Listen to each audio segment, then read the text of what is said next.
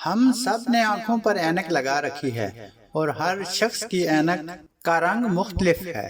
اس طرح ہر ایک کو دنیا مختلف رنگ میں دکھائی دیتی ہے، حالانکہ اس کا رنگ ایک ہی ہے۔ بسم اللہ الرحمن الرحیم۔ مسٹر سٹیفن لکھتے ہیں، میں کئی برس تک ایسی مثالوں سے لوگوں پر یہ بات واضح کرنے کی کوشش کرتا رہا ہوں کہ وہ دنیا کو جس نظر سے دیکھتے ہیں ضروری نہیں کہ دوسرے لوگ بھی اسی نظر سے دیکھتے ہوں۔ در حقیقت لوگ دنیا کو اس طرح نہیں دیکھتے جیسی کہ وہ ہے، بلکہ اس انداز میں دیکھتے ہیں جیسے وہ خود ہیں۔ ایسے ادراک کی بدولت لوگ زیادہ منکسر المزاج، قابل احترام اور سمجھدار ہو جاتے ہیں۔ پیارے دوستو، ہم میں سے ہر شخص کا پس منظر اور حالات کا تجربہ مختلف۔ ہماری آنکھوں پر لگی یہ اینک دنیا کے بارے میں ہمارے نظام اقدار، توقعات اور مفروضات تخلیق کرتی ہے۔ بات چیت کے فقدان کی ایک وجہ یہ بھی ہوتی ہے کہ مختلف لوگ ایک ہی واقعہ کی علیحدہ علیحدہ تشریح کر رہے ہوتے ہیں۔ ان کی مختلف فطرت اور حالات انہیں ایسا کرنے پر مجبور کرتے ہیں۔ مثال کے طور پر کسی کمرے میں دیوار پر لگا حرارت پیماں 45 ڈگری زائد کر رہا ہے۔ کمرے میں موجود ایک شخص کہتا ہے کہ بہت گرمی ہے اور کھڑکیاں کھول دیتا ہے۔ اسی کمرے میں موجود دوسرا شخص سردی کی شکایت کرتے ہوئے کھڑکیاں بند کر دیتا ہے۔ بظاہر یہی لگتا ہے کہ دونوں میں سے ایک کی بات درست اور دوسرے کی غلط ہے، تاہم حقیقت یہ نہیں۔ اصل بات یہ ہے کہ دونوں صورتحال کو اپنی اپنی کیفیت کے حوالے سے جانچنے کی کوشش کر رہے ہیں۔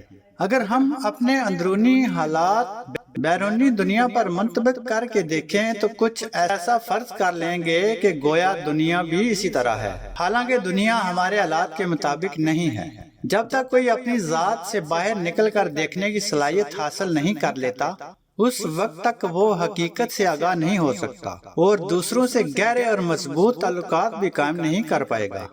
کئی برس پہلے مجھے ایک ایسا تلخ تجربہ ہوا جس کی بدولت حقیقت سے آگاہی ہوئی۔ سٹیفن لکھتے ہیں، ایک مرتبہ مجھے اپنے گھرانے کے ساتھ 15 ماہ تک جزائر ہوائی میں رہنے کا اتفاق ہوا۔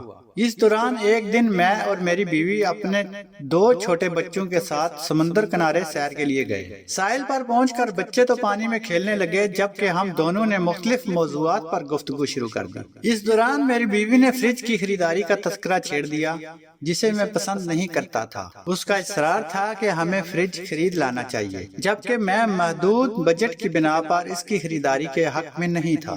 اس گفتگو نے ہم دونوں کا موڈ خراب کر دیا۔ تاہم خوشگوار امر یہ تھا کہ ہم نے اس موضوع پر بات چیت بند نہیں کی اور میری بیوی نے فریج کے حوالے سے اپنے بچپن کا واقعہ سنانا شروع کر دیا۔ اس نے بتایا کہ اس کے والد کو، جو اسکول ٹیچر تھے، گھر چلانے کے حوالے سے ہمیشہ مشکلات درپیش رہتی۔ آمدنی بڑھانے کے لیے انہوں نے ایک سٹور پر ملازمت بھی شروع کر دی۔ ہماری شدید خواہش بھی تھی کہ ہمارے گھر میں بھی فریج ہوتا، مگر کم آمدنی کے باعث یہ خواہش پوری نہیں ہو سکی تھی۔ اتنا کہہ کر اس نے رونا شروع کر دیا اور میں فریج سے اس کی وابستگی سمجھ گیا۔ کہنے کا مقصد یہ ہے کہ پہلے میں اس کی بات کسی اور طرح دیکھ رہا تھا، تاہم جب اس کے جذبات مجھ پر آشکار ہوئے تو پھر میرا نقطہ نظر بدل گیا۔ پیارے دوستو، ایک دوسرے کو حقیقی طور پر سمجھے بغیر گھرانے کے افراد کے لیے باہم خوشگوار تعلقات قائم کرنا ممکن نہیں ہوتا۔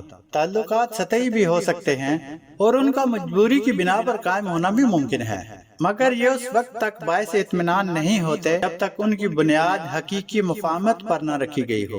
یعنی جب تک آپ کسی کو مخلص نہیں سمجھیں گے، اس وقت تک آپ دونوں کے مابین حقیقی اور مثالی تعلقات کا قیام ممکن نہیں۔ گھرانے کے افراد میں مثالی تعلقات نہ ہونے کی بنیادی وجہ یہی ہے کہ وہ ایک دوسرے کو سمجھ ہی نہیں پاتے۔ ہم ایک دوسرے کے دل میں جھانکنے کی زحمت ہی گوارا نہیں کرتے۔ اگر افراد خانہ ایک دوسرے سے کھل کر گفتگو کرتے ہیں، حال دل بیان کرتے ہیں، تو خاندان سے 90% جھگڑوں اور مسائل کا خاتمہ ہو جائے۔ بنیادی طور پر ہمارا اطمینان ہماری توقعات سے برآمد ہوتا ہے۔ اگر ہم اپنی توقعات سے آگاہ ہوں تو ہم انہیں اچھے طریقے سے ایڈجسٹ کر سکتے ہیں اور اس طرح بھرپور اطمینان بھی حاصل کیا جا سکتا ہے۔ بعض اوقات یہ صورتحال جسمانی، ذہنی اور جذباتی حوالے سے کافی تکلیف دہ ہوتی ہے۔ تناؤ، جہد مسلسل، خوف اور پریشانیوں کا سامنا بھی کرنا پڑتا ہے۔ اکثر خاندان مالی مسائل کا شکار ہو جاتے ہیں۔ مگر یہ تمام باتیں تو گھریلو زندگی کا حصہ ہیں۔ میرے عزیزو، اس حقیقت کو سمجھنا اور اس کے مطابق توقعات باندھنا دلی اطمینان کا اصل راز ہے۔ ہماری توقعات ہی دراصل ہمارے اندازوں کی بنیاد ہوتی ہیں۔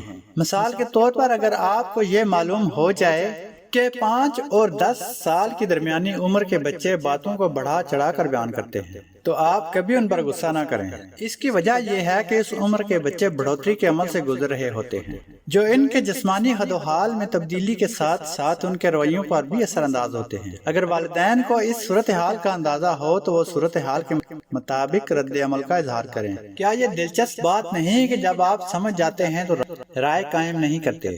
بات سمجھنا اس لیے بھی ضروری ہے کہ اس سے ہمیں تحفظ ملتا ہے۔ ہم محض افراد سے معاملہ نہیں کرتے بلکہ ان پر لگے لیبل سے معاملہ کر رہے ہوتے ہیں۔ قصہ مختصر کہ جب آپ توقع نہیں رکھتے تو آپ کو مایوسی کا سامنا بھی نہیں کرنا پڑتا۔ سمجھے بغیر رائے قائم کرنے کا نقصان یہ ہے کہ آپ تمام معاملے کو اس تناظر میں دیکھنا شروع کر دیتے ہیں جو آپ کی رائے کو حتمی قرار دے دیتا ہے۔